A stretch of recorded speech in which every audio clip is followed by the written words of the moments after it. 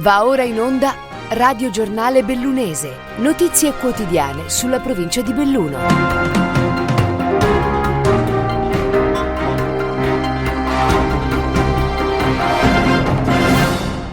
Benvenuti a un nuovo appuntamento con il Radio Giornale Bellunese, questi fatti che affronteremo nell'edizione di oggi, di giovedì 31 marzo 2022.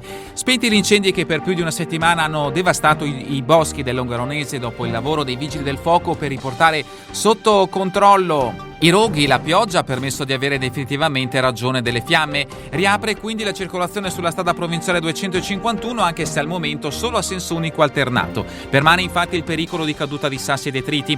Veneto Strade intanto prova a guardare avanti. Per il futuro, spiega la società, la soluzione sarebbe realizzare una galleria di circa 900 metri che consentisse di superare il tratto più pericoloso. Un'opera, fa sapere Veneto Strade, che richiederebbe oltre 50 milioni di euro. Lavoro, sembrano aprirsi nuove prospettive per i dipendenti della Diab di Longarone, da giorni con il fiato sospeso dopo che l'azienda ha annunciato l'intenzione di dismettere la linea dei prodotti in PVC con il conseguente esubero di 185 unità di personale sulle circa 250 attualmente in organico.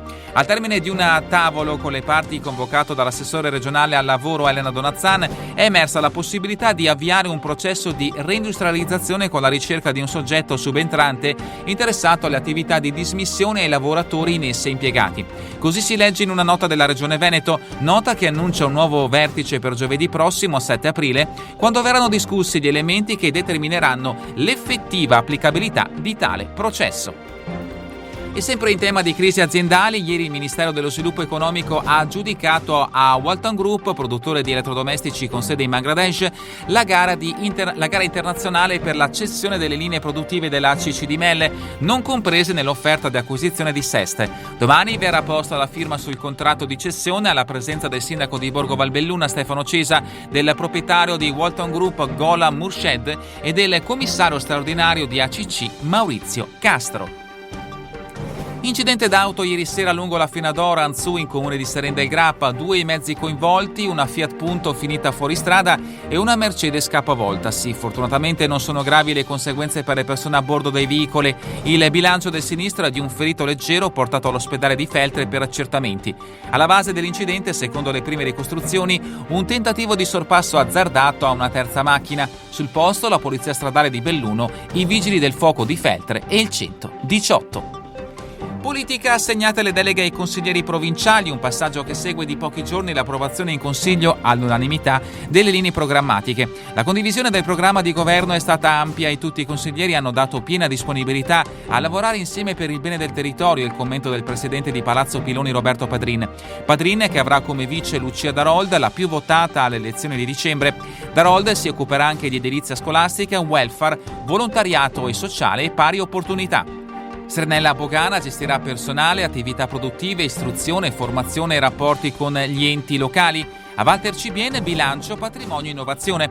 Le deleghe su caccia e pesca, urbanistica, minoranze linguistiche sono state affidate a Franco De Bon, a Simone De Olla, rifiuti, ambiente, UNESCO, agricoltura, cultura e demanio idrico. Turismo nelle mani di Danilo De Toni, Mattia Gosetti avrà invece la difesa del suolo e la protezione civile. Fabio Lucchetta si occuperà di viabilità e infrastrutture. Paolo Perenzina del Fondo Comuni di Confine e Programmazione Strategica Unitaria. Confermato a trasporti, mobilità e impianti a fune Dario Scopelli. Infine le deleghe relative al lavoro, sport, vigilanza, caccia e pesca, attuazione della legge regionale 25/2014, rapporti con le istituzioni, Olimpiadi Milano Cortina 2026 e grandi eventi restano in capo al presidente Padrin.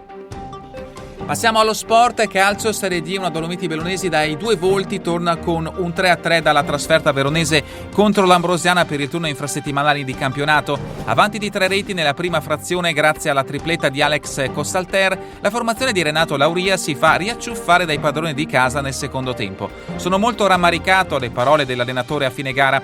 Dobbiamo solamente farci un esame di coscienza e continuare a lavorare duramente. È impensabile, analizza il tecnico, pareggiare una simile partita dopo un vantaggio così importante ottenuto nella prima frazione. Siamo molto altalenanti perché dopo una bella prestazione abbiamo sempre una ricaduta. Un mezzo passo falso quello di ieri pomeriggio che fa scivolare indietro la Dolomiti al 7° posto in classifica, superata dal Campodarsego.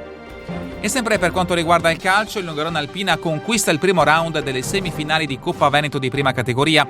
Battuto nella gara di andata disputata ieri sera al Paese con il risultato di 2-1, vantaggio bellunese siglato da Bez, pari quasi immediato dei trevigiani con Meneghel, a decidere nella ripresa la rete del subentrato Schiocchette. Il ritorno è in programma il 16 aprile.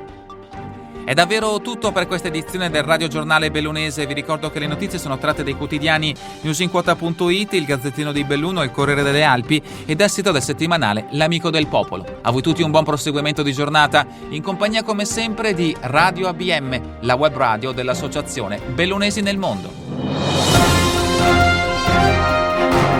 Avete ascoltato Radio Giornale Bellunese, notizie quotidiane sulla provincia di Belluno.